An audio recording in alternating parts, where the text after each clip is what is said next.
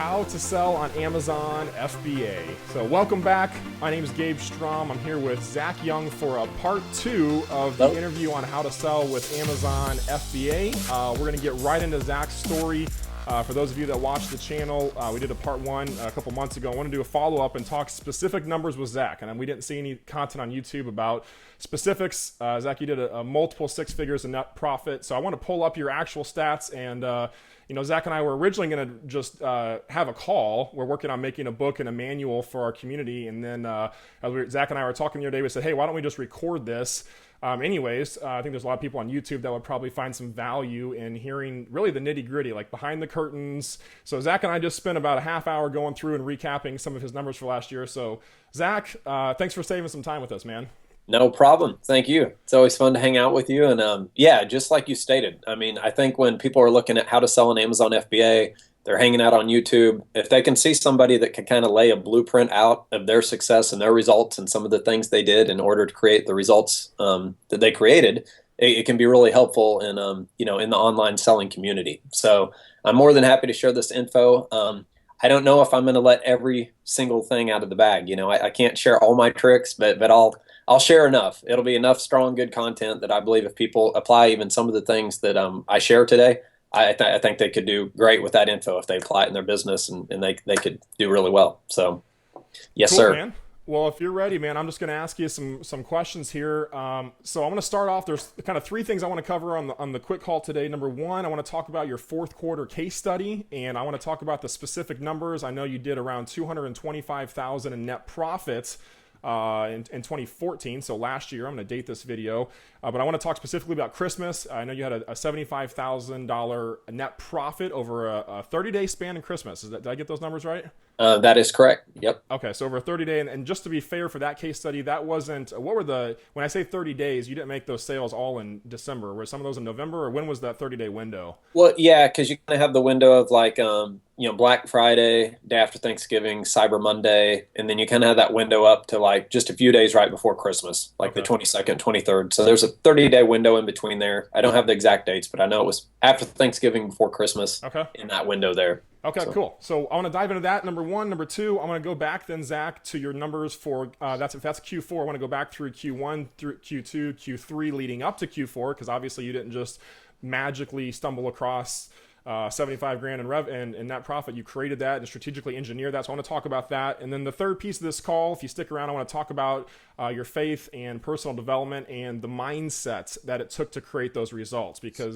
And one thing we want to get across is we can teach you the how-to, we can teach you the tools, Zach can show you the source, and we can lay out a simple blueprint. But if your computer software up here is running on old programming, then nothing we say will ever matter. So make sure you stick around for that part of the call. So if that's fair, we'll go ahead and dive in. Zach, I want to just cut right in. I know I interviewed you in the last interview. We'll probably have a link below this video about the partner group if someone wants to learn about that. And also back to the original if you want to hear Zach's full story. I know you've been in home business for years. You got 6 kids. What I love most about Zach, he's a regular guy. I always joke, Zach and I are partners now. I always joke, though, he's like the anti-guru. He's a regular dude. He has created an amazing life, lives on a beautiful piece of property in Missouri with the 6 kids, and has the blessing of time freedom to really sow into their lives, which is a big part of Zach's calling. I'll let him talk about that. But the point is, Zach's a regular dude, and if he can do this, you can do this. So, Zach, first question, high level for the year. I know you had $225,000 net profit. What were the sales for last year that it took to create that? Yeah, it was just under 770,000 in sales. So it was 769,822 to be exact. 769,8 what? 822. 769, 822. Okay, 700,000, 69, and this is in a 12-month period, so beginning of the year through the end of last year, and this is all physical products on Amazon, right? Yeah, and that 12 months is kind of being generous, because actually I didn't start doing Amazon FBA until the end of January, first part of February. Okay. So that's really when my inventory started hitting Amazon FBA. Okay. And before then I was doing some merchant fulfilled stuff with books and part-time and trying to learn how to do some drop shipping and stuff like that when I was experimenting with what worked, what didn't, what I liked the best. Okay. So. Okay, cool. Well, before we get into the beginning part of your story, let's talk about the fun stuff. I mean, I think everybody wants to know, and in this business, Q4 is everything, and you saw your sales like spike, double, triple, quadruple in some cases. Oh, it's crazy. So let's Yeah. talk about the fourth quarter case study first. I want to just kind of help people to see the numbers. I think a lot of people hear a lot of big numbers in this space.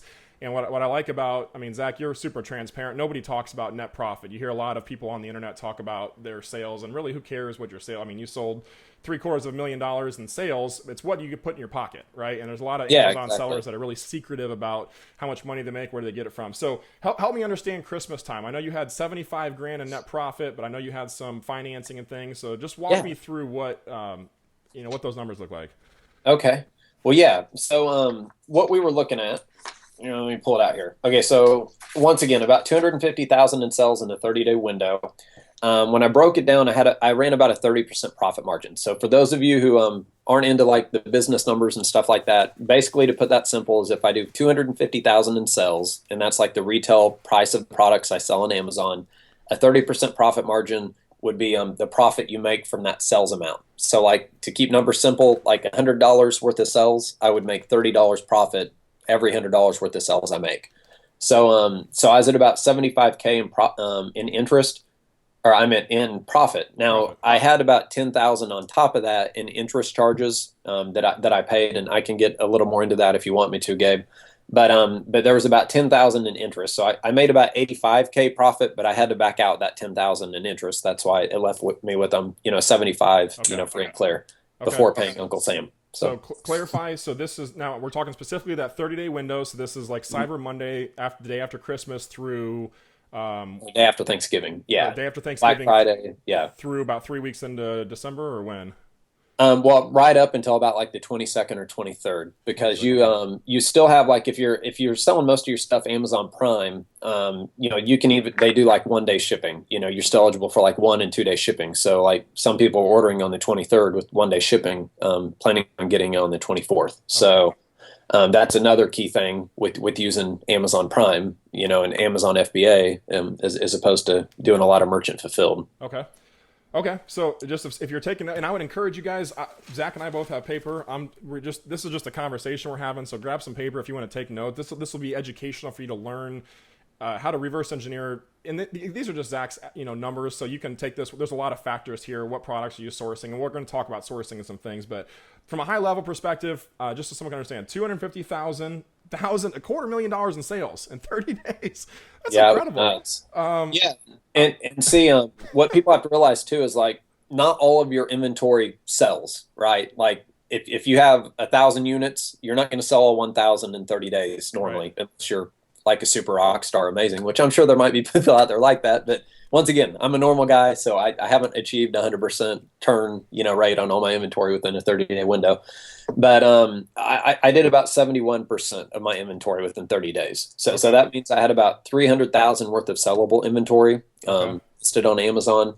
And so my cost, like my product cost, was around 135,000 over that span Okay. for the cost. Now, I'll back up and saying, I talked a little bit about this in the first interview.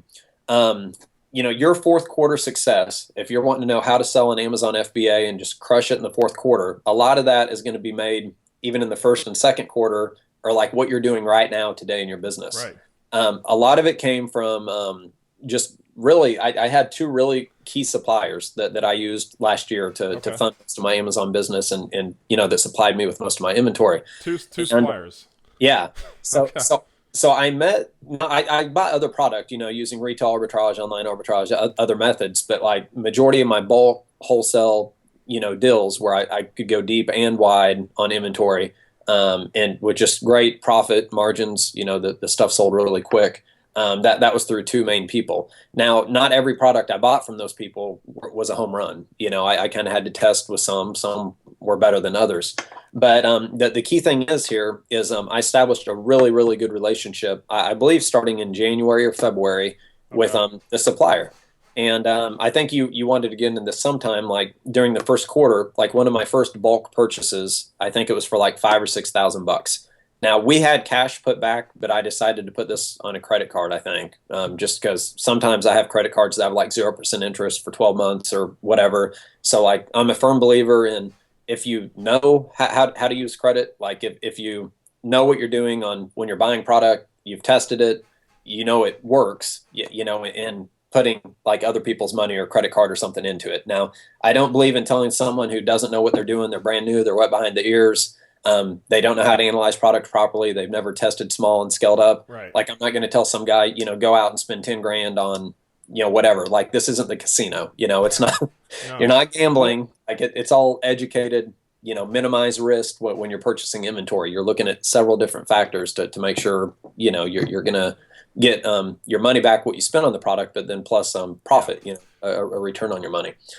So we can talk about, maybe we'll say, I mean, I think credit's a whole topic that deserves being talked about. So just to be clear, Zach and I are not condoning nor do we suggest you go max out your credit card. That's the last thing. In fact, we created our training in our group to help set you free from debt, to create financial freedom. So definitely don't do that, especially if you're not a member of our group. We've got specific training on how to leverage that, but and you know, whatever, we'll talk about that. So so just to be clear, I just wanted to go.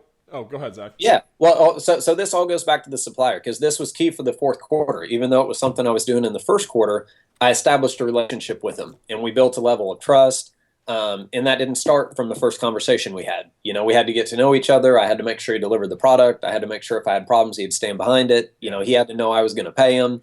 You know, all these different factors. And so over time, I continue to buy stuff from him. Some stuff's great, some things aren't. But, you know, we keep working through, establish, you know, just a great relationship. The person's a super person, and I get to know him on a personal level. You know, I get to know about his family, you know, if people are, and his relatives are going through, you know, health issues, health problems, you know, where he lives, where he's from, when he's going on vacation, you know, we just get to know each other person to person. You know, people like people. It's a people business. Now, you don't have to like go recruiting people to buy your products on Amazon. You know, that's the awesome thing about Amazon. You're not calling your friends and family. You're not no, not calling them phone calls. Not begging her to buy pills off Amazon. That's good. That's good news. So, anyway, I just can't get that MLM stuff out of me. It's still there. Well, yeah. I don't do it anymore, but it just, you know. It's okay, Zach. There's groups for that kind of thing. Okay. Anyway, so I established a relationship with the person, and come fourth quarter, like this person trusts me. You know, like they know I'm going to follow through. They know that I pay when I say I'm going to pay. When they send me offers, I'm not beating them up on every single offer saying, hey, man, can you come down another dollar per unit? You know, it's like I'm a pleasant person to deal with, right? And I'm not like bragging on myself. I'm just saying, like, when you're dealing with suppliers, that's you want to treat them the way you want to be treated. You know, that's how I try to treat everyone. So just treat them good. You know, don't. Now, there were times where, like, because I treated him that way, like if he sent an offer over, and I'd say, you know, it looks good, everything, but I need to be at least $1 or $2 lower per unit in order for it to make sense for my profit margins and stuff, then like he would do it. But like that wasn't every single thing he sent me, you know. It's because he trusted me and he knew I wasn't going to work him on everything he sent. Like that's why he was willing to work with me. Okay. But come fourth quarter, like he was able to get terms from some of his suppliers on the products I bought. So he offered me terms, and it's like I wasn't asking him, hey, man, can you give me terms so I can get this stuff? It's just like he's like, hey, I can get this. I don't know how your cash flow is for fourth quarter holiday season, but we can work terms. You know, when do you think you could pay for this stuff? And I'm like, wow, cool. You know, it's like so I didn't go hunting for it. How much was the terms? So, I mean, in this example, and this is something, you know, 250 in sales. You had 85,000 in gross revenue from Amazon, 10,000 in interest payments that you borrowed money, and then 75,000 in net profit. So how much was that? 10 grand his terms, or was that extra terms that he gave you on top? It was like, now the terms, I didn't get charged any interest on the terms. 0% interest. Just, yeah, it was kind of just like a deferred, like, because I had tested this product earlier in the year, and I just knew I was going to crush it in the fourth quarter. I knew it was going to sell like crazy if I could get it. And he had actually been working with his supplier trying to get it for a lower price. We knew where they were going to be coming available later in the fourth quarter. So we had a price. He was just a wholesaler, basically? Yeah. Well, and what happened is like he had a price locked down. Like the distributor had given him a set price like earlier in the year. We committed. We said, hey, we'll take 1,000 units or 1,200 or however many it was of this item. And when it got closer, the vendor saw on Amazon the price was continuing to go up. So they're like, we ain't gonna sell it to you for that price. That's what they told my guy. And then my guy told me, and I'm like, oh man, because at that time it's like the price was still pretty low on the retail side, and I was like, that's not gonna work. So like in September, October, like I just kept emailing him. Him and me continued to have this correspondence, and then I finally said, hey, if you can still get these, I'm willing to pay up to this amount, because I saw the price had gone up some. And he said, yeah, I checked with the vendor. They still have them. They haven't sold them to anyone. They're like, it's highway robbery. They're trying to knock people's heads off. And so we ended up locking it down. And I knew just off of how much daily volume I was doing and how much inventory I had and how much competition there was on the listing that I'd be able to turn through the stuff like before the end of the year. So I just asked if I could pay him out after my 2-week Amazon payout, like if I could pay a portion on this 2-week payout and a portion on this one, or like all like after Christmas. And he's like, yeah, that's cool. I have terms for that. That's cool. I know you're good for it. So he actually sent the inventory in for me. I was selling through my account before I even paid him. Like that's how much trust and how strong of a relationship we have with one another. So obviously the sourcing and relationships with suppliers is like, that's a big income producing activity, a big cornerstone of your business. So, and just to be clear, and for Christmas and the whole year, how much of the stuff that you sold, I got a couple questions for you, Zach, if you don't mind, I'll just rapid fire. No, I don't mind. Yeah, go ahead. How much of your stuff were you reselling other people's, and how much was private label? Because a lot of people have the classic private label debate. So just out of your full, $225,000 in profit, how much of that was bulk versus private label? Maybe 8 to 10 grand profit in private label. That's it on the hot side. Yeah. Very little. So like that's like 5% of your whole revenue for last year. Yeah. It was low. I mean, so majority bulk deals, reselling bulk deals, and And I don't know if it's because I was lazy. I mean, I'm just I'm being honest, but like to me, it's attractive to find a listing that's already well established on Amazon and just buy it low and just piggyback on that listing and just let it roll. As long as you buy it right, I mean, that's strong. There's a lot less legwork in it. I believe private label has a spot, in this industry. I know it's a hot thing right now. And so I'm not going to like knock it down.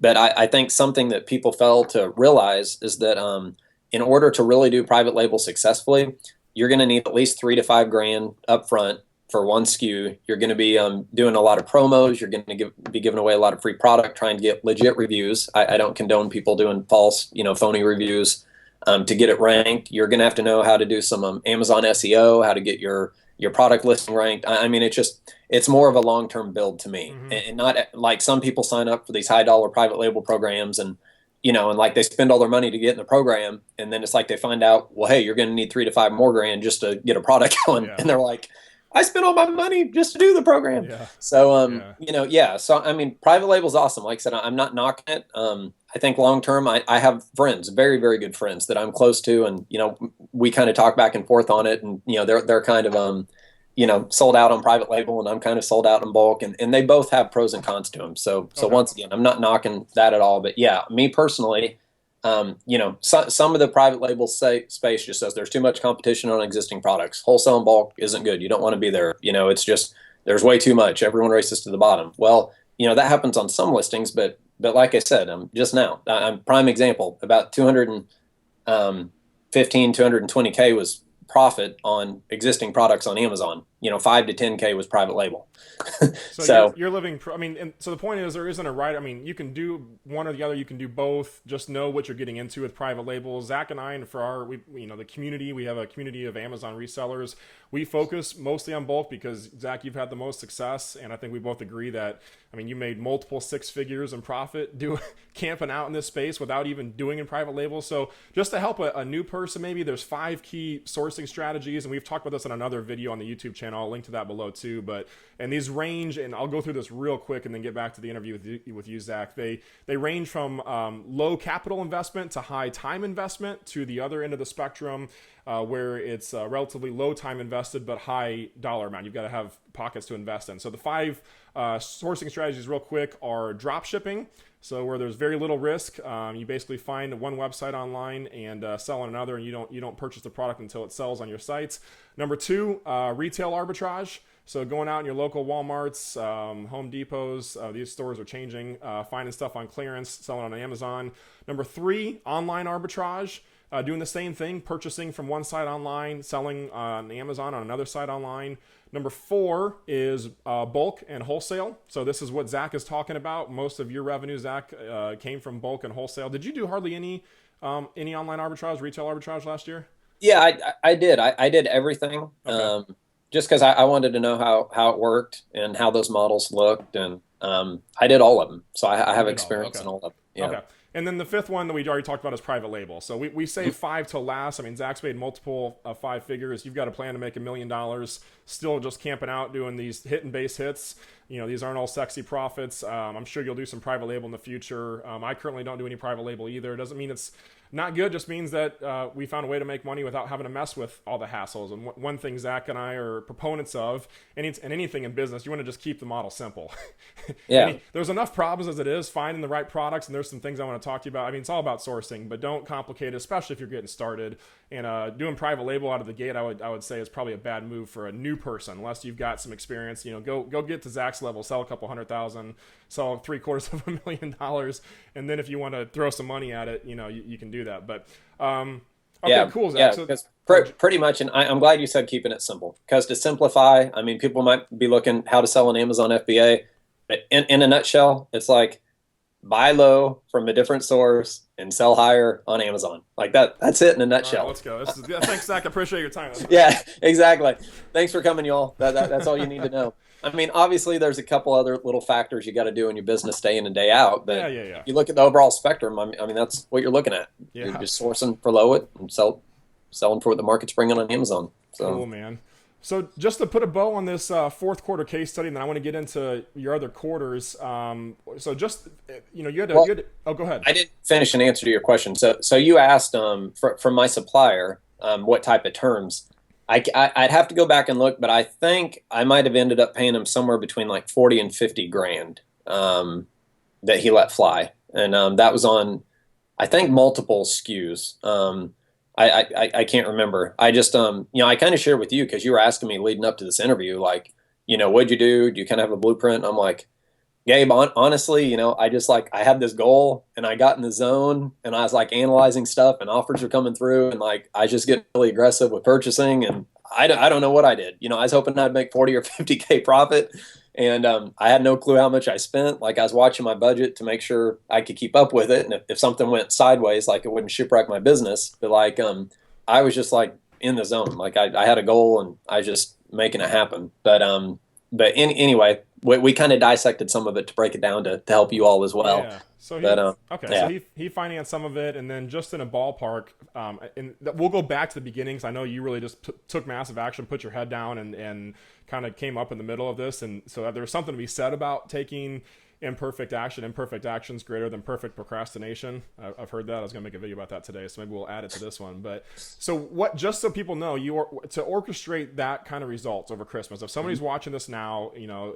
you've got a couple months till Christmas. If you're watching this currently, how much inventory did you have to purchase roughly to make that 75 grand in profit? Like, how much did you have to put into the machine?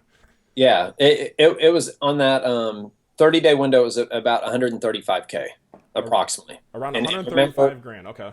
Yeah, and remember some of that, the 30, 40, 50 grand, however much it was, I'd have to go back and look at my records, but that I didn't even have to pay until after that 30-day window. So you had 50 grand or so Yeah. finance, 0%, basically 0% interest. Okay. And then you have like cabbage.com. Which is you know, another slippery area, but go ahead. I'm just telling you, I mean, people want to know how I did it. Like I use as much cash as I can. Okay, my personal philosophy, we have enough cash back for my family. We pay off. We don't have like consumer debt unless I can get 0% interest on something, so I can use that money in my business. Like we just, you know, we moved into this new house about a year ago, and we bought some stuff from Best Buy, a new Mac, some big screens, whatever, right? We got 0% interest for 12 months. So I'm like, hey, I'm going to take that. If you give me 3 or 4 grand, 0%, I'll just use that in my business. And we just paid that off like 2 days ago. I just, you know, wrote a check, paid it off. Same with some landscaping we had done out at our house, a little water feature and stuff. They gave us 12 months. So I took it, and then I just pay it all off. I just put it into my budgeting and projections on when to pay these things off. So, I'm not like a crazy consumer, just crazy consumer Yeah, debt. yeah. I only try to put other people's money in or credit and stuff into assets and things I know will more than likely give me a return on my money. So But I'm like I said, I'm just being transparent. So we'll try to have at least a 3 6 month plus pad, of liquid to where if something got shipwrecked or went crazy, we would have a safety pad there for the family. okay. And then I put as much cash as I can into our business as well because I don't like cash just sitting there not doing anything. And then like if I can get special interest offers on credit, like PayPal Capital or something like that. I can't even remember what it's called, but PayPal is advertising something at crazy terms, ridiculous, and like I took that money because it was like ridiculous not to. But so anyway, like there's a combination, and like you said, we could probably do a whole series on finance and all that, and that's probably more catered to people inside of our group just for the safety because there's got to be a lot of guidelines and precautions as we are shared because our goal is not to get people into more financial bondage and watch them just do horrible things with their money if they don't know what they're doing. That's not the goal. So anyway, back to the point. So I did some cabbage. I did some credit. I've talked about this. This is kind of funny, Gabe. I joke around about this. Like used to be like in some MLMs and stuff. Like in order to buy a package, you had to have like $1,000 or $2,000 or something. And sometimes like you're asking your parents or grandma or someone to borrow money if you need to. And so the funny thing is on Amazon, I haven't asked anybody, any family members to borrow any money. And some of our family members noticed how well we were doing with Amazon. So they're like, hey, can we give you some money? It's like, can we invest in the business and like get a return and stuff? And so we kind of told them some of the terms we were getting from other people and stuff. And we're like, yeah. It's like, you brought us into this world. I guess we'll help you out, Yeah. But so that some family members have some money in it, and Also so it's a just, slippery area. yeah, exactly. You got, Yeah. well, And they, I say yeah. that, Zach, just because you guys, I mean, you're obviously, I mean, you seek wisdom and discernment on these topics, and Yeah. we just share that because I think there's a lot of people that are watching this maybe that have never used credit or borrowing money from friends and family. You've been an entrepreneur for how many years? I mean, we're showing you the top of the iceberg. 13, How many years? 14, 15, 14. 13, 14, Okay, so 15. 14, Yeah. 15 years of Five, experience. Yeah. 5 to 6 years full time Okay. home, and before that part time, trying Okay. to get to full time. Okay. So, but yeah, but again, we're about honesty and transparency. It's like I didn't have just 135K. I didn't win the lottery. I didn't just have a pile of cash sitting in the bank that I used. Like I got creative with the resources I Okay. had, but also did other stuff. And yeah, and same thing like on the family. Like they asked us, we didn't ask them, and we told them, look, things could get crazy. You could lose everything. We ain't gonna promise anything. They're like, we know. So yeah, but I agree. Yeah, that can be slippery too when it comes to borrowing money. But I only shared the illustration just to be transparent with Yeah. how I got that much cash put together to buy this, because some people might be thinking, I don't want to hear people making excuses for themselves. Yeah.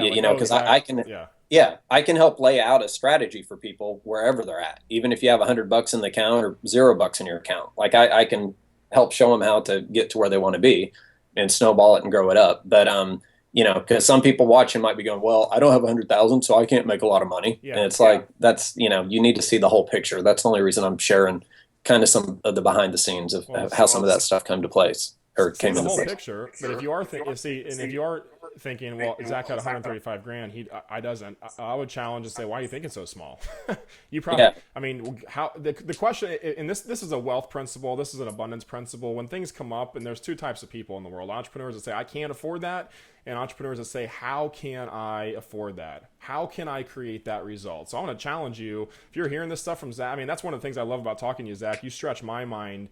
I mean, you just ood abundance. That's probably one of the reasons why the people that are part of your groups and a part of your mentoring see success. It's contagious. But you've stretched my thinking as an entrepreneur to what's possible. So Cool. so in this example, you came up with 135 grand. It wasn't all in cash. You got creative and you found a way to do it. So let's just scale that back. Let's take off a zero for someone. What if and this is the question. I mean, how would your life change if you made an extra 75 grand in profit this Christmas?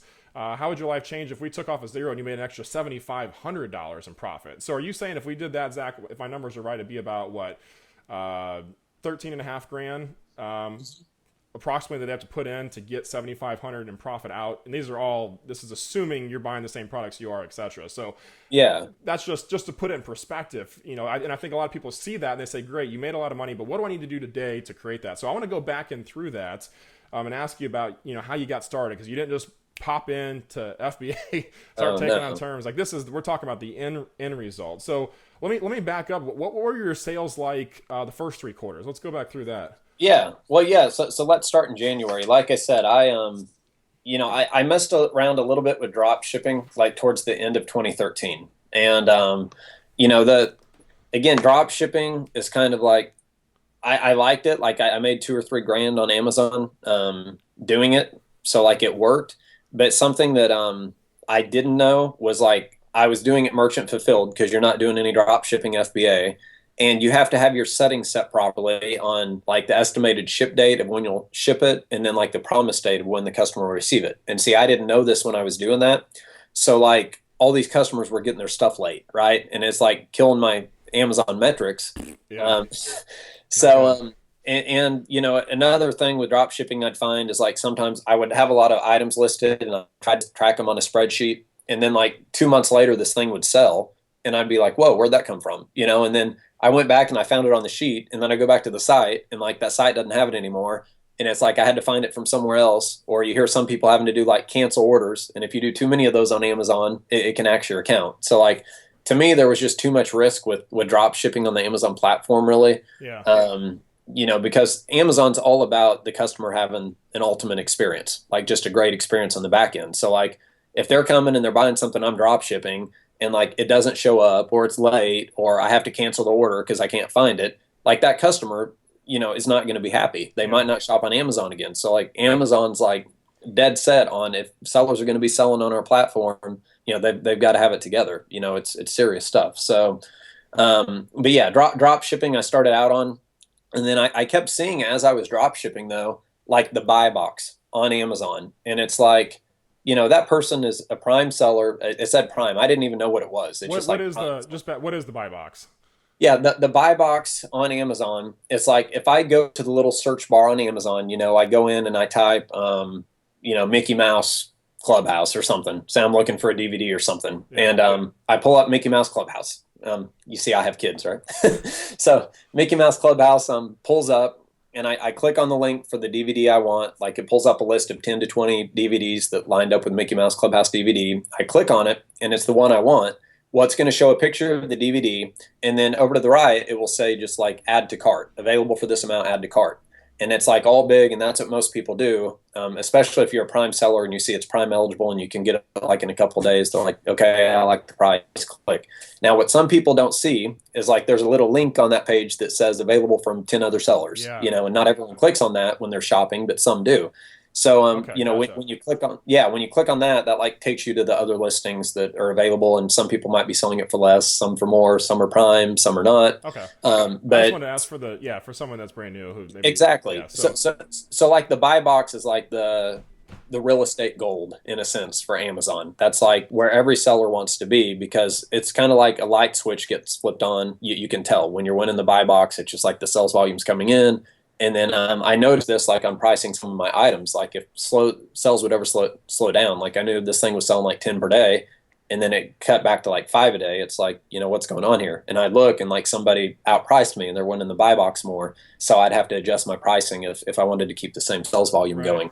So that's how that works. But I saw that these people kept winning the buy box, and I at the time, I think in order to win the buy box, you had to be like, I can't remember what the name was, but you had to be like a certain seller. They don't have that restriction anymore. Like, it used to be new sellers could not win the buy box, but they removed that. They changed their settings and algorithms and all that. So now new people, which is good, if you aren't selling on Amazon and never have, it really levels the playing field for you.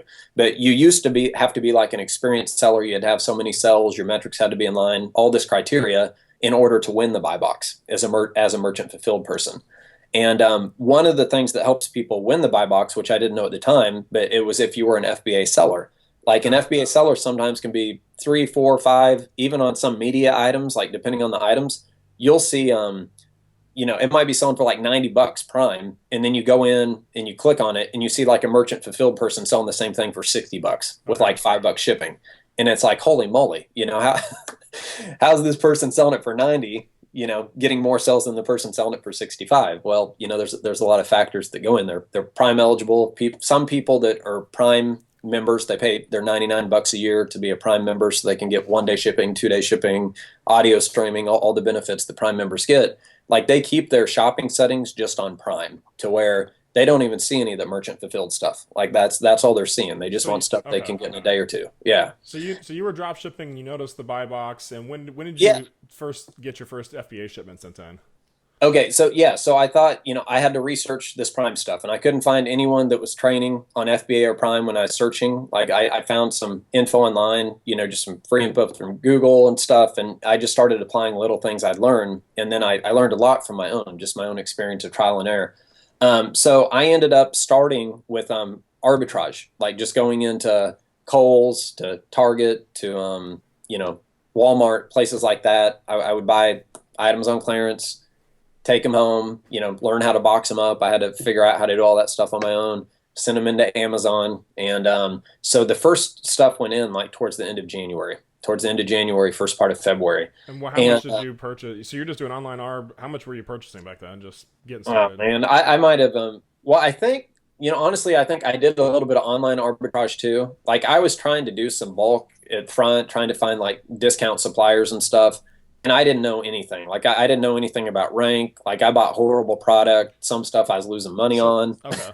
So this is a valuable part of your story. This goes back to the Yeah. 5 sourcing strategies. You hit drop shipping low risk, retail arbitrage low risk, online arbitrage low risk before you got into bulk. And I think this is key because probably a lot of, and maybe you can comment on this, a lot of what happened is you got really good in those first 3 stages. You probably weren't making a lot of money yet, but you got No, really good at analyzing product. And that's a really important skill. Analyzing product and sourcing, 2 yeah. critical skills for this business. So, I mean, you had probably a lot of different products. So is that pretty close? I mean, did you have different Yeah. products during I that time? mean, yeah. And see, and you say low risk on drop shipping, but the more I'm seeing it, like low risk is in like capital. You Capital, aren't tying your time is money high up. risk. Yeah, Yeah. But you're spending a ton of well, hours. and you're putting your account at like in my mind, your account isn't high risk when you're drop shipping on Amazon. I'm just being honest from what I've experienced and seeing what's happened to some people's account by drop shipping using the Amazon platform. Like that's what I've seen. It's just so because like there's stores like Target and others like they're starting to like do away with online arbitrage Yeah, I resellers saw that and recently in the news. yeah, so that's something L shoot you got to watch out in using those methods. So like especially if you're drop shipping, because I talked to some sellers that were drop shipping on eBay and they were sourcing through Target, and they had like I think 10 to 20 orders come through, and they were all sourced through Target. Well, they had to go in and like either source all those items or cancel all those items, And if you were doing that on Amazon and canceled like 10 or 20, like say you were selling something that you could only exclusively get through Target, and Target isn't going to sell it to you anymore, then like if you can't go out to stores and round up enough product, you're going to have to cancel all those products orders or Yeah. consumers orders, and Amazon could immediately, if you do 10 in a row or that many like that, they're going to shut you down. So So there is risk in that, and the other exactly. downside to doing retail ARB and online ARB is you oftentimes can't go very deep in an item. So I've noticed that. We're in a bunch of different groups, and we have a group and a sourcing system. But if you're buying 10 items from Walmart, and I had an item, some Disney princess dresses I found in an online arbitrage deal. Those suckers sold out. Like I listed them, Zach, and I listed them they went live like on a Friday, and I didn't check my account Saturday, Sunday, and Sunday afternoon I signed in. I got all these emails. I sold like 8 of the 10 of them over the weekend, and there was like 20 other sellers. So but then I went back to the source and the price had already gone up, so there's no, yeah, I made a Yeah. couple hundred, maybe I made a couple bucks, but there's no continuity to that. So I think that's Yeah. the other. I mean, you and I are, money is one thing. I think time's more valuable, and so that brings us Well, to, oh, yeah, that's what happened with arbitrage. So like, I was scoring some awesome things because sometimes like you can make really high profit margins doing arbitrage, but it's like what you said, like after that deal's gone, you got to go do it again, where do you especially go? if you're out doing clearance items and stuff. So Yeah, like, got to go you, pound the pavement.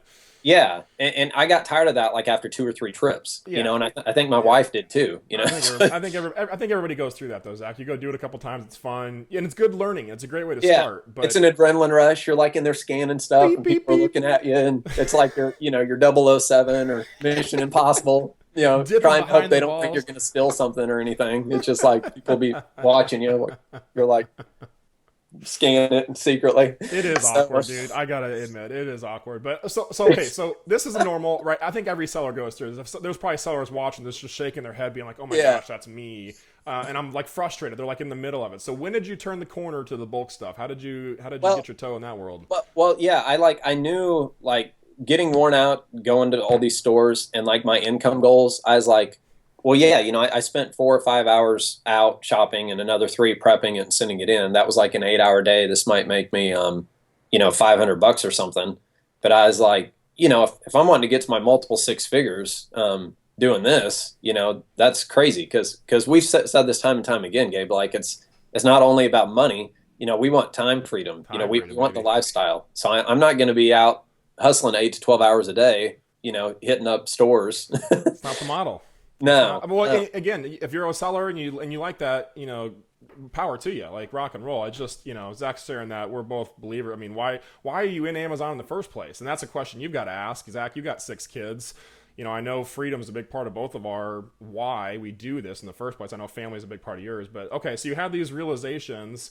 Yeah. Yeah. So How'd you get into bulk? yeah, so I think it might have been February where I just I kept searching, kept looking, got connected with some pliers, analyzed a deal of like it's 100 or 200 units deep, and I was like I was nervous, I was stressed, and it's like 5 or 6 grand, and it's like, oh my gosh, what if it doesn't sell? What if I lose money? There's a lot of competition on this. Like, I analyzed it and I thought it was good. The rank was great. Profit margins, I wish they would have been better, but the thing was ranked so high, I knew it was going to turn quick. And I bought it right to where, I knew I at least had enough padding. I don't even think then I knew how to search price history, Gabe. Like at this point, I didn't know about the tools like Camel, and Keepa.com. And I don't even think I learned about Keep until like 5 or 6 months ago. Like So this someone in our is group. primitive analyzing. Is that a Exactly. before you were better? Okay. So Yeah, you yeah. I was analyzed. kind of just like rank. Like at that time, I think I was trying to buy anything in rank that was like 5,000 or less. Okay. And I didn't. But when I was doing arbitrage, like in stores, like I knew that. I knew that if it didn't sell, like it was low risk because I hardly had any money in it, or I possibly could return it, or I just it wasn't that big a deal in rank Okay. when I was out shopping in stores and only going like 1 or 2 items at a time. But I knew like if I'm going to be buying 50, 100, 200, 500 items at a time, like the rank better be good and there better not be a lot of competition. Okay. So I bought it and sold through them, and then I gradually I just continued to increase. My profit and principal would come back out, and I'd find new inventory to buy. Okay. And then I ended up connecting with some other suppliers, and I was able to replenish. A lovely word once you become an Amazon seller. Replenish. Uh, Like water to your soul. Replenish. exactly. Just try Yeah. saying it. It's fun. Replenish. Replenish. Yeah. So Okay. so there was like in replenishing, for those of you who don't know, it's like if you have 50 items you bought and you're selling like through 5 a day, within 10 days you're going to be out. So probably in 1 or 2 days you need to buy 50 to 100 more, however many. I try to stay stocked up at least for like a month, month and a half worth of inventory. And so once it started getting low, and I knew I was about a week, well, usually like a couple weeks out from being out of inventory, I just contact the supplier, hey, I need more. And send me an invoice. I'll send you some money. They send me the product. I send it to Amazon. It's just like a well-oiled machine. Okay. So your Yeah. first, a couple questions are coming up. Number one, were you taking profits out of the business in the early stages, or were you investing everything back in like a snowball to reinvest? Yeah, I try to invest everything I can into our business. Just like I said, I try to keep a safety pad or at least have resources or equity or something in case we had some sort of financial disaster. I want to have some sort of liquid or capital or equity I can get to quick, right? Yeah. But apart from that, like, yeah, I'm not a firm believer in just letting money sit there not doing anything. Like the money that's available that gives us peace of mind if something went wrong, like that's good. But above that, like it drives me insane to see Okay. money just sitting there not making money. So So I'm you getting aggressive anytime I get profit. I'm trying to roll it back into new inventory. Okay. And, purchase. Well, I'm asking these questions about the early part because this is so important for a new seller. And obviously, if you can get results your first 30 days, 60 days, 90 days, you start getting into the second phase of the business, into momentum, and then you start getting excited and things start happening. But I feel like all that kind of happens naturally. The first, like right in the beginning, is where your course correction is. So you got results. Your first inventory, you said was around $5,000, or you spent. I mean, Well, how big in of a purchase bulk. price was it? Yeah, yeah, in bulk, I think I spent around five or In six bulk. grand, Okay. and I think I made maybe 1 or 2 grand profit on that or something, Okay, like so with put out $5,000, made a couple three to grand four back, weeks. and then Yeah, just kept snowballing it. So walk me through, and I'm watching the time here. We're at 44 minutes, and I want to get into the last section for about 10 minutes or so. Just walk us through on a high level, your sales for each quarter, maybe, so we can kind of get an idea of what was going yeah, on, and then how yeah, much, yeah. I'm glad you brought that up, and then remind me before we end, like people who like last year was my first fourth quarter with FBA. So I just want people who haven't done it. I got the calendar here from last year, the cutoff calendar, just so people can be prepared. Because really, I have some friends that are sellers, and they're like, "When's the best time to stock up for the fourth quarter?" They're like, "December 26th, like the day now, after Christmas." Yeah, right now. right And now, speaking of that's right why, now, yeah, yeah, Gabe, I just one of the items that I probably made 40, 50 grand plus on profit last year in that 30-day window. I was able to lock down. I think between 12 and 1500 more. And it's earlier than I wanted to buy, but like I know this item's going to be discontinued, can't get it from the manufacturer anymore. There isn't going to be any more supply in the market.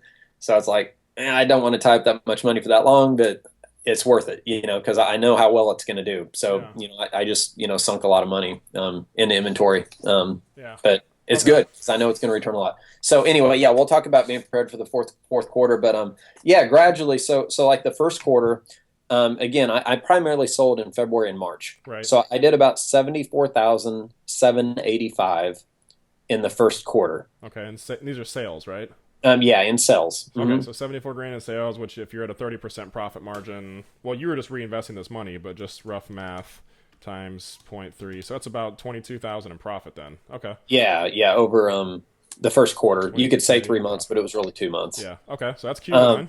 What about yeah, Q2? and then that's about 10% of my annual sales was done in the first quarter. Okay. So a lot of that, again, that was learning, that was retail ARB, online ARB. There might have been 1 or 2 drop shipping items in that. I kind of got out of that after I saw it was messing up my account. Okay. Okay, so second quarter, I did 120,653. Okay. In sales. Yes, and Okay. that was approximately 16% Of your of total my yearly sales. Okay. total yearly sales. And then third quarter, so right at the end of the second quarter, Gabe, and the beginning of the third quarter, remember that's last year. I spent like a 3 month span. We were moving halfway across the country Yep. Oh, I from the remember. Carolinas to the Midwest. I was working like 15 minutes a day for like 3 months straight, and I don't work on weekends. So So like you basically took off 3 months to move. Okay. pretty much. Now, thankfully, again, I'd already made relationships with suppliers. I already had the inventory. So when I started getting low, I could just say, "Hey, can I get more of this?" I'd buy it. I'd send it in. Then we'd keep moving across country or getting settled into our new home, or just doing summer stuff with the kids. So, but even in spite of that, in the third quarter, I still did 169,239 in sales, and I that love was that. about 22% of my sales volume. Okay. So I still had growth, but I encourage people too, if you're new, like, sometimes we get lazy. Like, you connect with a couple good suppliers and your products are going awesome, and like you just sit back and let it roll. Well, sometimes eventually, like, sometimes those suppliers can lose products, or you lose supply from that person altogether, or so many things can happen. So like I encourage people to always be building those new relationships. Get Okay. you a Rolodex, if people even use those anymore. I guess now it's your smartphone, or a spreadsheet or something. Rolodex. What's that? It's a No, just Rolodex. kidding. But but anyway, you always want to be sourcing new product, and you always want to be connecting with new suppliers, because the wider you can go, the better. You don't want to throw your eggs in one basket with just one supplier. Yeah. So, but yeah, I was not getting aggressive at all during that time, Gabe. Okay. I invested more in product, like the same product, went deeper, maybe brought on a few more SKUs, but it wasn't a time in my life where I was spending a lot of time building new relationships, or buying new Yeah. SKUs in my inventory. Yeah. Okay. So, and then and it's funny because again, this is my first fourth quarter last year, and like all these people are telling me like everything's going to sell. It's amazing. You better be prepared. It's going to be awesome. You should have already been buying stuff, you know. And I'm like, my head's kind of spinning, you know, and that might be you if depending on what time you're watching this video. But I was like, okay, you know, so I was trying to get planned, and you know, I had a goal to do between 40 and 50K in profit within a 30-day window. I think I could go back because I actually had video documentation of it in one of our trainings inside of our group. You know, I told people 3 months prior, like, this is what I want to do within 90 days. And like, it was almost 90 days to the T. Like, I hit that goal. It was the exact profit I wanted, exact sales. It was ridiculous. If I wouldn't have put it on video, people wouldn't have believed me. But anyway, so fourth quarter, I did $405,145 in the fourth Woo! alone. So the $405,000 in sales. yeah, Okay. so the fourth quarter made up for almost 53% of my annual sales last year was done in the Wow. fourth quarter. Okay. And so part of it was the selling season. I mean, there's a lot of factors. Part was the selling season. Part was I got crazy aggressive with purchasing. You know, obviously, as we shared, just mathematically, it has to make sense. If you're going to make more money, you have to put more money into it. You know, it's not possible to make 100 grand if you only have 10,000 in inventory. It's just not going to happen. So yeah, like I said, I just got really aggressive. I looked at you know, Amazon started sending stuff out like this little calendar, you know, so you'll get one this year if you're a new seller. They'll have a 2015 calendar for holiday selling. It'll tell you the dates. Like last year, it said receiving inventory for Cyber Monday was on Monday the 17th. Monday, 17th of November? Yeah, yep, that's when they wanted it in, and then December 1st was Cyber Monday.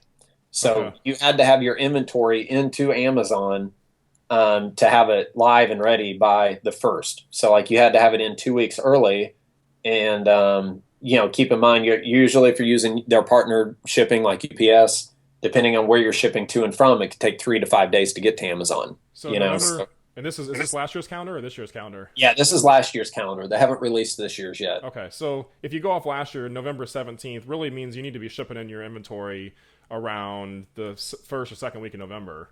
Well, a lot of people were telling me, like when I talked to Amazon support, like by the end of October at the latest is like when you want to have all your stuff in, you know, for the fourth quarter, Okay. and then you know, and depending on your suppliers you're getting them from, like you know, currently inside of our group we have some amazing items that have like high profit margins, like 40% profit margins, selling great, Yeah. but like they're taking us like 4 weeks to get, you know, and then you have to ship it into Amazon. So there's some prep time. So like people want to do that, you're going to need to be buying that stuff in September, you know, and that's only like a couple months away. So, Okay. you know, as far as inventory though, I know you asked this before our interview, just like what type of products, what categories, and honestly, I mean, there's some that are kind of more trendy and seasonal than others that will do really well. Toys, you know, kid stuff, things like that. But I honestly, I didn't do super hot with toys. Like I bought some from a supplier and it kind of tanked out. Competition came in What and was that great. and we're I mean I knew this would happen, Zach. We're already at I mean I know we're That's getting what towards the end of happens. this. I You want have to to do do a a part three sometime. well in just a second. I want to pause and talk real quickly about the partner group. But before that, what just 'cause I can hear someone asking this, like what kind of products were you selling? So what was your big category and anything specific? I know this is your business, but I gotta ask. Yeah. Okay. What Well, are the hot products? on the inside of the group, people saw my exact SKUs of You what I show was it. selling. Yeah, you show it On to our this, community. I can't give specifics, but I'll tell you Give me categories. category. Okay. Okay. So I had DVDs were huge. If a lot of people who are you know that Amazon last November, you had to send in your invoices. You had to prove to Amazon it became a gated category. So you had to prove to them your goods were DVDs are authentic. gated now. Yeah. Yeah. Yeah. So that's gated. So gated categories are good because there's less competition in them. Yep. And I was able to get approved in that category. So you know, there was less competition because of the new restrictions. So I was one of the only sellers, you know, selling a lot of these items in media. So I got you know, just ones that I thought would do really well for gift sets. Like there were some box set DVDs. I had several different titles, maybe Are these like some seasonal TV series ones. okay. Some I you was know gonna just ask if are they movies or are they like TV series or like both. collectibles? Yeah, Okay. I had both TV series, movies, stuff like that. My beauty products, like I really like beauty because it's just they're consumable. People reorder over and over. I've showed this before, so I really like the beauty category. So that stuff sold awesome like it always does. So what's like a beauty product? Give me like a Like serums, facial lotions, hand creams, skincare type stuff, okay things like that. stuff. People, Okay, yeah. stuff. Oh, there it is. That's UPS. So my I'll keep talking. my wife. If you could just talk about the partner group real quick, I got to get this package for my wife. She'll kick me. I'll just let you talk for a second. I'll be right back, Zach. Okay. I wonder if it came from Amazon. We'll have to ask him. Okay. Anyway, so yes, our partner group. Okay, so our partner group is something. Again, we believe in providing value and content to all the seller community, whether you're in our group or not. So hopefully you've learned some things just from watching this video. But if you want some advanced training, like if you want to see the exact blueprint of what I did, the suppliers I found, the products I sell, stuff like that. We've put together like an FBA fast start guide if you're brand new. We have some other things in the works on the horizon. Super, super exciting. It's kind of confidential. I can't share, but Gabe and I, it's what you and I talked about earlier. Yep. With just some of the contacts we have in the Amazon community and stuff. Real cool stuff. Very, very cool. So fast start guide. If you're brand new selling on FBA, we teach you how to set up your account, start to finish, how to create your first shipment. We have product offers available in the group that you can take place in. We do weekly webinars, live training. We have a Q&A thread in the group.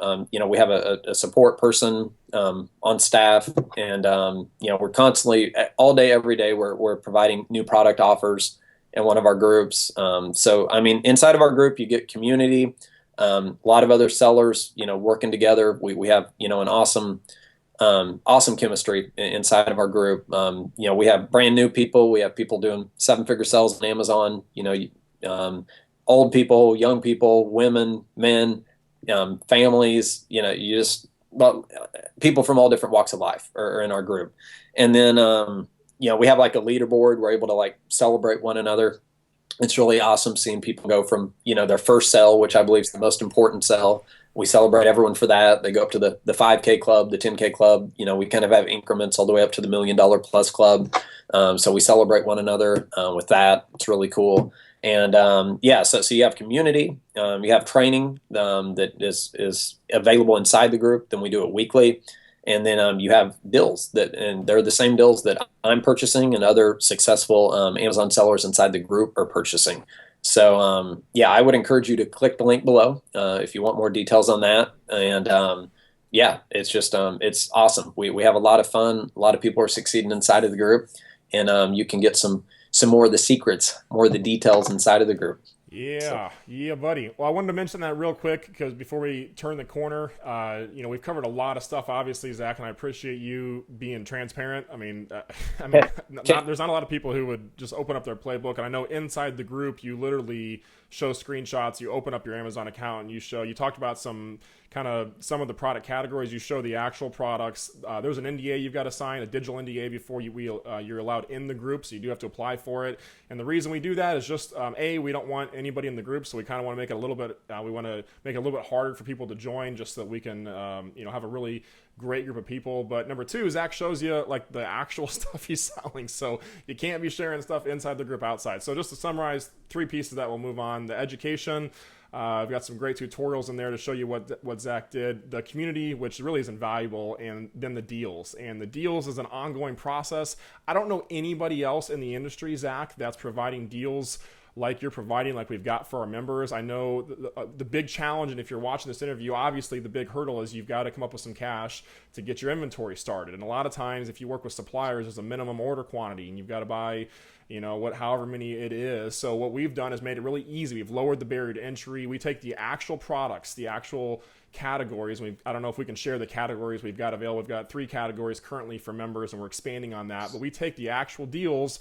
Zach breaks them down into mini lots, And this is an industry game changer. We're not going to say anything more about that. That's reserved for when you join the community, because that's all top secret under wraps. But point is, we make it easy. I mean, we basically hand you this business on as much of a turnkey system as we can. Obviously, there's a learning curve, and you're going to have to go through the same learning curve that Zach went through. But we wanted to help you overcome some of those obstacles with the group. So a lot of awesome stuff on the horizon. Point is, if you feel that, if you resonate with Zach and myself, would like ongoing mentorship, the education community, the deals, just hit the link below this video for the FBA partner group. And I think that's everything, Zach. Do we miss anything on group stuff? I feel compelled to share some more secrets. Can I just share some tips and things that help me? Twist my arm, Zach. Can we go over? I know we're like trying to wrap it up here, like we're going on an hour, but yeah, dude.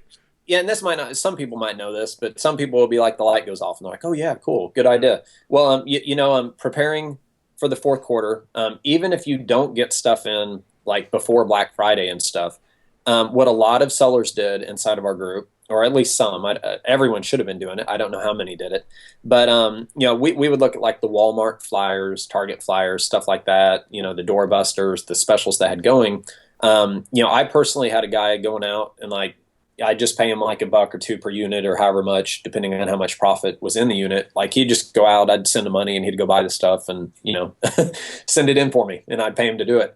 But what you can do is you can look at the flyers and everything, and you can be prepared and like have a little list together and you can research the products ahead of time on how they're doing on Amazon, what they're selling for, and then what the cost is you can get them for, and then you can be prepared to go out on Black Friday if you want to. I personally won't, but you can do it if you want. And what you can do is you can stock up on a ton of inventory, and this is the only time some people do merchant fulfilled. Like if you don't think you can get it into Amazon before the holiday selling season's over, because like even January is strong because a lot of people have like gift cards they get for Amazon and they do returns and exchanges and have credits on Amazon. So January will be really strong too. But because that was one thing, Gabe, like, you kept hearing people say like, well, when do I stop sending it into FBA? When should I stop sending it into Amazon? And it's like, I just kept sending it in. I think like even the second or third week in December, I still kept sending stuff into Amazon. Okay, but so you're prepared, but you didn't stop. It's not like you just hit a deadline. Yeah, I just kept going. Now, what some people will do if they don't mind putting in a little bit of elbow grease, that's when they'll do merchant fulfilled, just because they know that the stuff will sell if they qualify for it. They can get it in. And I've got to share this because this is really important. Okay, so this is an email you will get from Amazon. So it's hello from Amazon Services. So for those of you who are wanting to be able to sell like games and toys and holiday type items during the fourth quarter, your first sale on Amazon must be prior to September 18th of 2014. So that probably this year will be sometime around mid-September. You've at least needed to make a sell. So probably mid-September of 2015, you need to start selling before then, depending on when you're watching this, in order to be eligible for that. And then you must have processed and shipped at least 25 orders between September 1 and October 31st. Okay.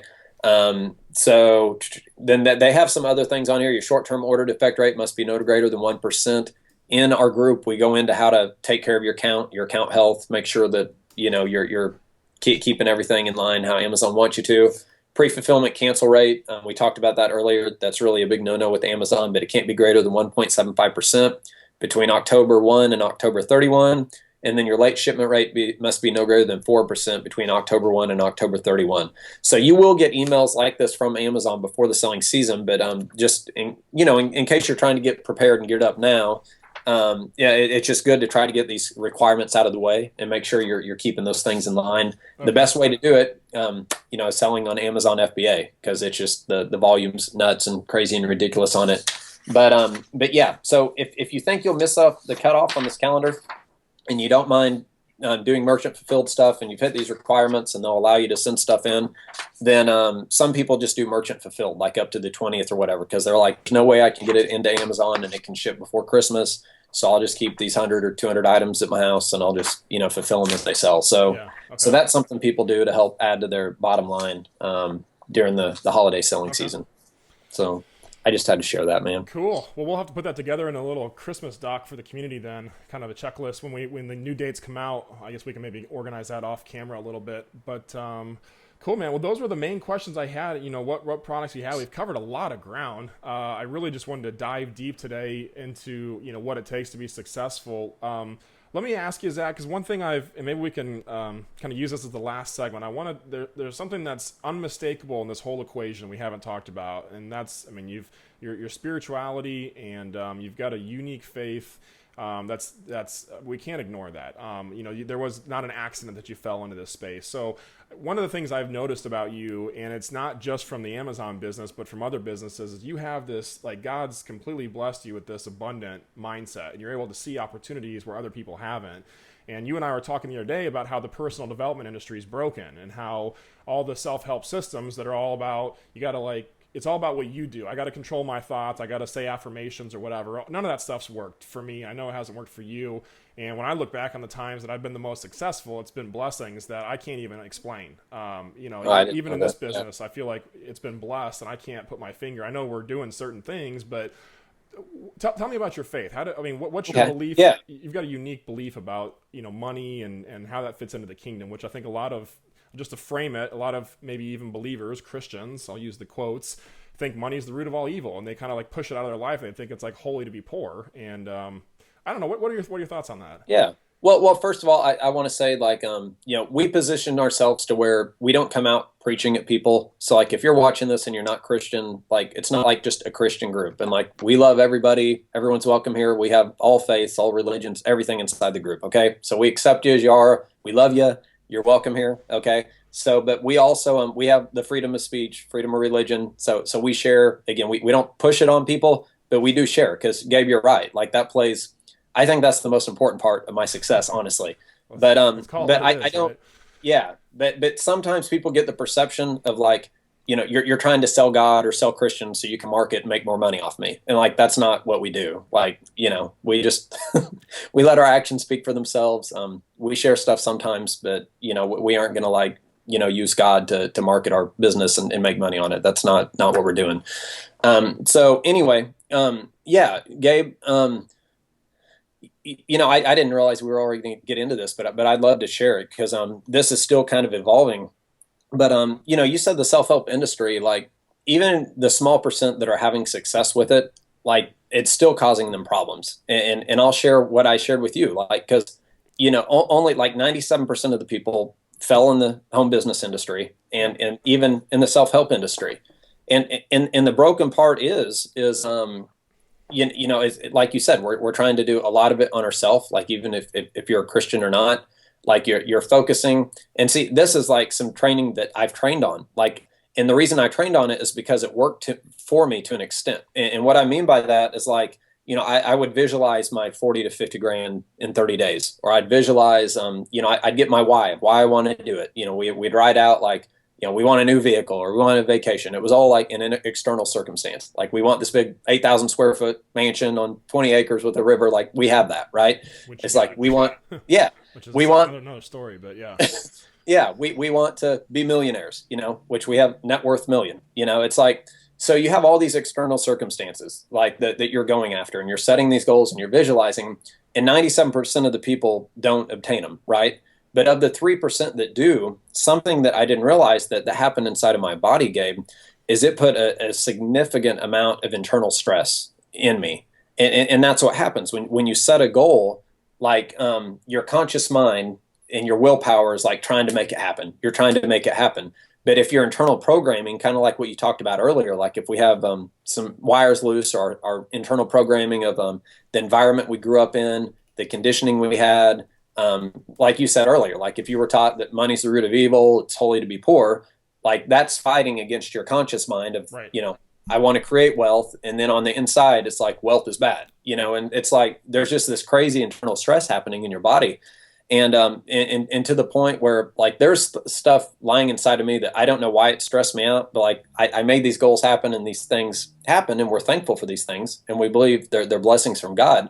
But, like, it really created a ton of internal stress on me, which created some physical problems in me, even though we have this stuff. So, like, we have this external stuff, like, the homes and the goals and everything, but it didn't come without a lot of stress. And then what happened is, once you achieve those goals, like, you're like, your adrenaline's pumping for like a week or two. You're pumped, you're excited, you're thrilled.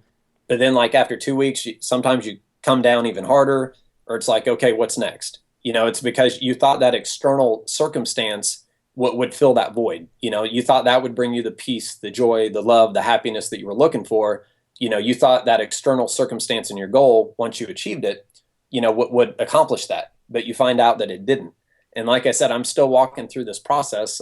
Before I can train more on it, I shared with you some resources I've been studying, and my eyes have kind of been open to some of this stuff. But that's something we're wanting to help people within the group too. So like, I'm not saying that like money isn't important, because that's like the currency of earth. It's like we can't go to Target and buy stuff with love. You can't just give them a high five or handshake. I mean, love you, man. Yeah, so money is just a tool. It exemplifies more of who you are. I mean, if you're a good person, you like giving to orphanages, ministries, to causes. You want to provide for your family, for relatives, for those in need. Like, that's awesome. And then at the same time, if you're evil, you might throw it into bad stuff. The mafia. Who knows? I don't know.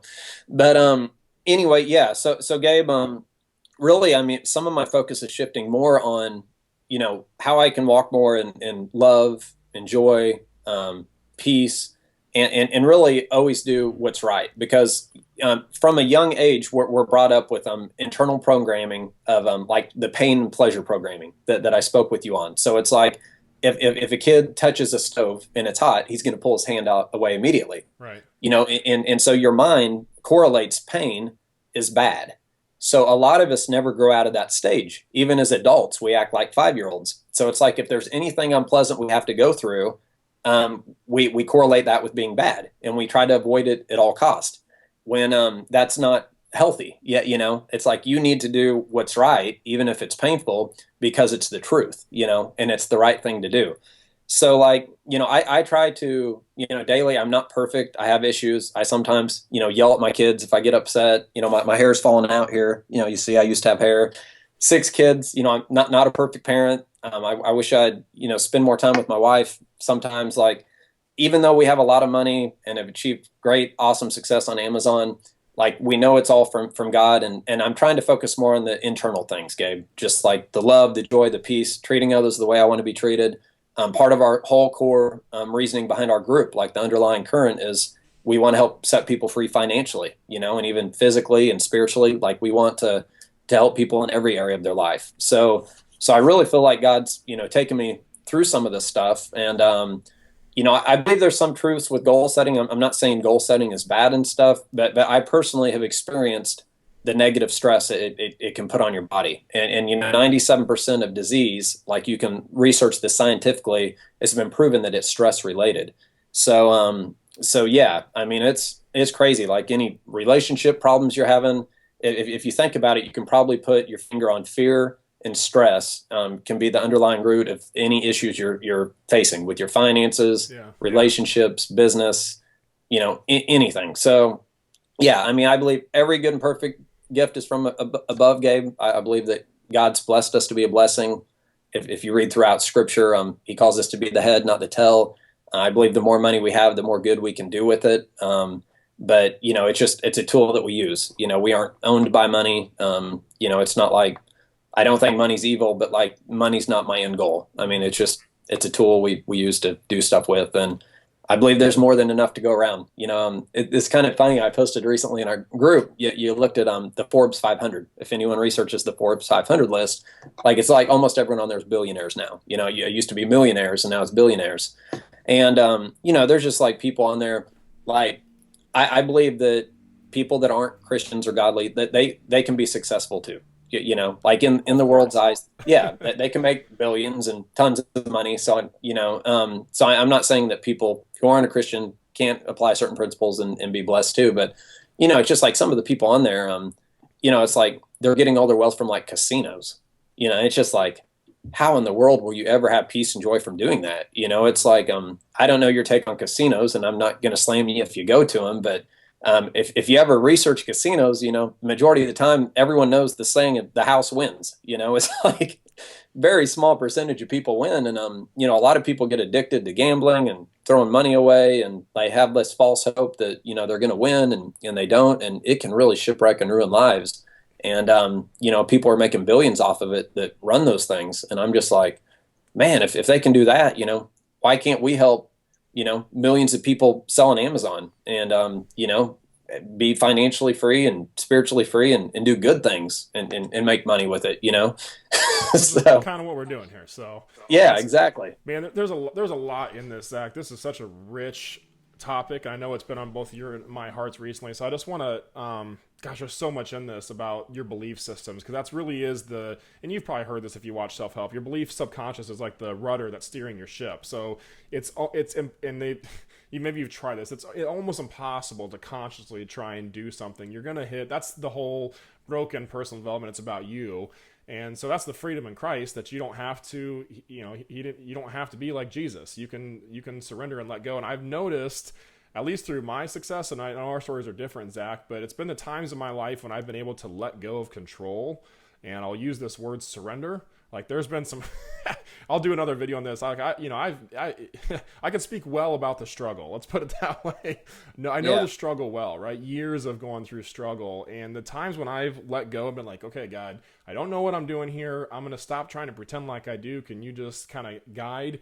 That release has opened up the biggest shifts I've had, and it's happened multiple times. I'm sure your story's a little bit different, but I got to ask you, did your parents have money when you were growing up, Zach? Or and I know this is, I don't mean to put you on the spot, but did you No, grow that's up fine. wealthy? No, no, well, I mean, parts of my family did and parts didn't. But like my dad was blue collar worker. Love him, strong, great provider. But like and he tells me now that the system is flawed. But then it was go to school, get a good job, get a good education, Yeah. work in the system for 40 years, retire. Government will take care of you. Retirement, pension, 401k will take care Okay. of you. So you didn't grow up. I mean, you didn't have a silver spoon in your mouth. No, Your no, parents weren't yeah, millionaires.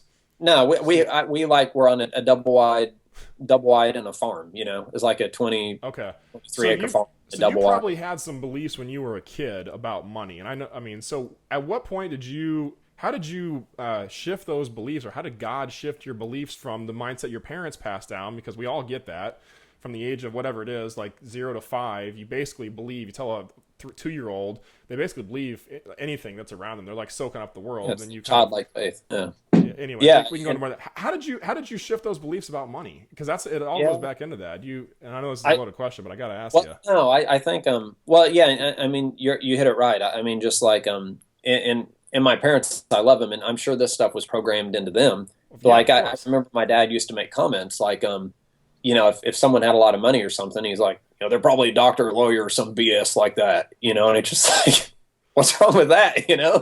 But it's like, anyone who had money had to be a doctor or attorney or some high Or some profile BS like that. Yeah, person, and it was just BS. yeah, It wasn't the true hard work and blue collar. yeah. So There's a lot of I pride in don't know. that. Yeah, I get it. Yeah, but I don't know. I mean, I know when Did someone sow into you, how did God work in yeah, your I think life? so. I think my wife and I, as we studied scripture, because like we were struggling financially. Like when we first got married, I brought a lot of debt into our marriage, and Oh, buddy. so yeah, I think at one point in time, like our credit was good, but like we were like poor. We were just like maxing it out, and the more money we made, the more we spent.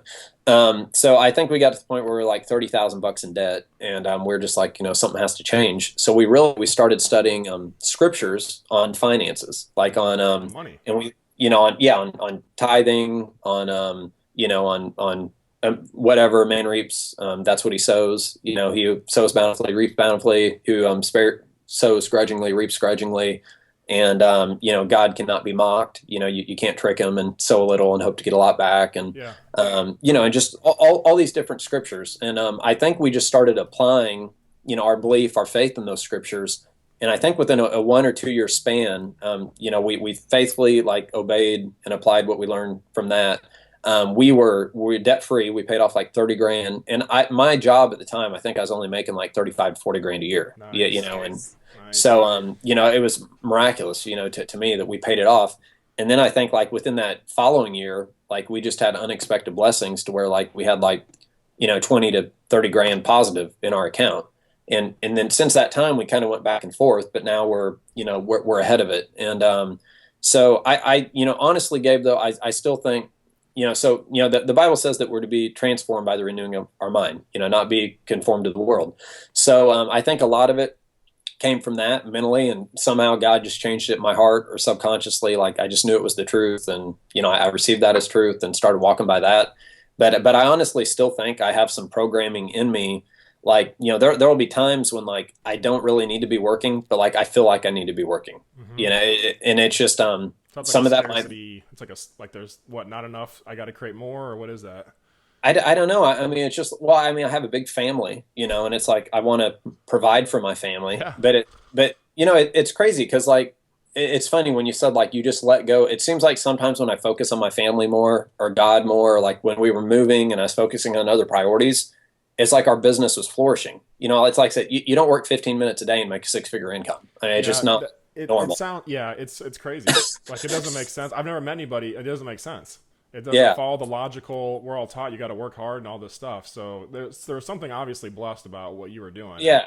Yeah, I did a lot of study, and I really do believe that some of the self-help stuff helped me, but I know it doesn't help a lot of people. Like I think I grabbed hold of some truths there and took it, and I believe God, and I had faith in it, and it was kind of a mixture, and like God just blessed it, and it happened. But I think I was still strongly involved in it with my willpower somehow, because like I said, I've had some health problems and stuff, and just issues I've had to deal with, and so I still think there's things in there that like I need fixed on. I need well, some we're different oh my programming. gosh, don't well we could make hours on how broken we are. That's not the point. Yeah, Save that. But but, no, but I gotta. stuff, I credit it all to God. I mean, it's just His hand. It's His blessing. I truly believe we're stewards of what He's given us. Yeah. We're content. We've had a lot of money. Been blessed. It's an awesome place to be. But we've also been like beyond broke, deep in debt, and we've been content sometimes in that circumstance. Probably broke or a little bit of money, more content than like owing people money and being deep in debt. That was kind of rough. But yeah, I mean, we're thankful. So I mean, if we lost all of our material possessions today, what we know we could go on. I mean, it might not be easy, but we would still love God, love people. We'd still be together as a family, and it'd be fine. I mean, so I'm thankful for what we had, but like I'm not really. I guess what I'm trying to say is I'm not that like attached to all of our material possessions. It's not like, this is mine. I'm going to take it, with me when I'm die, and Yeah. I'm not like a hoarder and stuff. It's just stuff, man. I mean, I'm thankful for it. We're blessed, but it's stuff. So Stuff, man. Well, there's a whole nother level of riches that's available, and I mean, Zach, I know you're starting to experience this. I've heard this from people before too. Like I know, like Jim Carrey says, I hope everyone gets rich and famous so they can realize how empty and meaningless it is. And I I don't know. Maybe God's got a funny way. I have to learn by like falling on my face. It's like the only way that I learn things. So I've heard that kind of stuff before, but there's a level of joy and peace, the peace that passes understanding that's available when you follow Christ, when you can surrender and let go of things. And again, I don't. That's why we say this for the end of the call. I'm just sharing with you, what's been effective in our life. But when you can let go of stuff, it's a freeing experience, and that's a big part of why Zach and I came together to build this group and to build this community. We believe that Amazon is just a conduit, just a vehicle. Maybe you're watching this interview and maybe this has nothing to do with Amazon for you, and that's exactly what you're supposed to get. There's a shift internal. So the question I want to leave you with watching this, and we're going to wrap up. Obviously, you can get more information about the partner group below. Zach, I've got our developer been pinging me. There are several a lot ahead of us in the time zone, so I want to make sure we get time to talk to them. But gotcha. the question I have for you is, what do you believe is possible?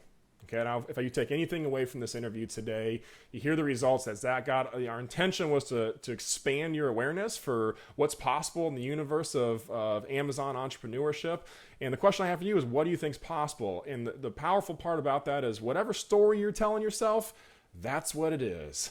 If you're telling yourself that you're worth $100,000 a month and you want to do that for your family, so it be. If you're telling yourself this all sounds too good to be true, it's too hard, it probably won't work for you, that's probably the case for you as well. So, Zach and I have a heart to help you grow and to provide a platform, kind of like a pot, if you would, where your best talents can come out and you can flourish with our community. That's the purpose of the education, the community, and the deals. The hard work part, that's up to you. And the clue I want to give you is it has nothing to do with the suppliers. It doesn't have to do with the products you buy. It all has to do with the mindset and what you believe is possible for you. So I just want to invite you to open up the possibility to new results. And chances are the reason you're not getting the results that you want in life is because of some kind of thinking that's still holding you back. So Zach, anything, I mean, we've talked, if you want to summarize on a high level, what are a couple key takeaways someone could take from your story? If you look back, like what are the couple nuggets of gold, the things that matter of all the stuff that someone does in the Amazon FBA space? If we're going to maybe take like a couple minutes here and just put a point on this, what matters in all this stuff? Yeah. Well, I also believe a worker's worth their keep, right? So I don't believe you sit back and you're lazy and you just think God's going to do everything. I think you got to work with him too. So yeah, I believe, you got to go to work. I mean, you need to get clear with intentions, goals, why you're doing it. And then you just got to take action. So I believe if people can learn from a mentor or from training from people that have gone before them and they've kind of paved the way and have a blueprint laid out of different things you can do, and you have a support person that can be there if you have questions or need help, like I think that's just huge and that's key. So that's the first part. But even more importantly is like what you're going to do with that information. When you have that information, are you going to apply it? Are you going to take action? How aggressive are you going to be in doing it? And ultimately, Gabe, I think a big part, what I'm learning too, is being balanced. There come seasons in your life where you can just bust it and get after it. Like the past 6 months building this group, Gabe, up to what we have now, like I've just been sprinting, man, like crazy, and like I said, it really isn't needed. Like I know there's other things I can do to like be making millions, but like I choose to do this because I feel it's part of my calling. Love working with people, love helping people. But at times, like I neglected my body, haven't ate right sometimes, even though I eat organic and natural and all that. Like there's some things I should have had in my diet. What my practitioner told me yesterday that I don't, it's made me low on stuff. It's causing all these problems in my body. And, I've got this pain. I got to do stretching. I got to do working out now. Like I've neglected those, just family time sometimes, relationship times, like, try to, you can only, you can only focus on business for so long, like that's not all there is. There's a time where you've got to focus on that to get to where you want to be, but like, just don't neglect everything else at the meantime. Because, obviously, especially if you're in a family, like you're doing this for the ones you love, to provide for them or be with them or provide the life that you all desire. But if like you leave them behind in the whole process, then, that's not good. So try to, have a good balance in your spiritual life, physical, business. And I found that if people, can have all that together, we're not perfect, but if you can try to balance it the best you can, I think you'll have a lot more joy in your process of creating wealth on Amazon and using this vehicle as opposed to just focusing on Amazon and, throwing everything else out the door. So I would apply what you learn, get aggressive with it, but don't forget about the other important things in life too, because that's the whole reason you're doing this for. Man, that's rich. The joy, the peace, the love. That's the thing I was going to piggyback on you saying, Zach, and for you watching, that's all accessible to you now. You don't have to be a millionaire. You don't have to be successful on Amazon. You have access to this now. You're already more than enough. And maybe you're watching this interview because you just need to be gently reminded of that today. So appreciate you for watching. Appreciate you for sharing time with us. Hour and 27 minutes. Zach, appreciate you for sharing time with us. Time flies when you're sharing love. So, dude, we could went on and on. I see a part 3 coming up, Gabe. I see a part 3. There's so much I want to say, but we can't go on forever. So yeah. You're gonna have to continue it. Well, we'll continue, man. There's always more. There's an abundance of content. We got a lot more planned. So if you haven't joined the partner group yet and you want to get all the details and be a part of that, if it's still open, you can click the link below. Check that out. Appreciate you being with us. Zach, thanks for all the wisdom, man. I appreciate you just peeling back the curtain and sharing what works and what doesn't, man. That's the real stuff on Amazon for people learning how to sell on Amazon FBA. Do you have something to wrap up? Well, you said that, were you going to add how to sell on Amazon FBA part 1 under here too, in case people wanted to go back to that video? Yes, I will link the part 1 to how to sell on Amazon FBA. I'll put a link to that below if someone wants to see the full story, your backstory, and all the other parts of selling on Amazon. So we have part 1, part 2, and then coming at you part 3 of how to sell on Amazon FBA. So thanks for hanging with us. Thanks, Gabe. Good seeing you, man. You got it. All right, guys. We'll see you on another video. Take care.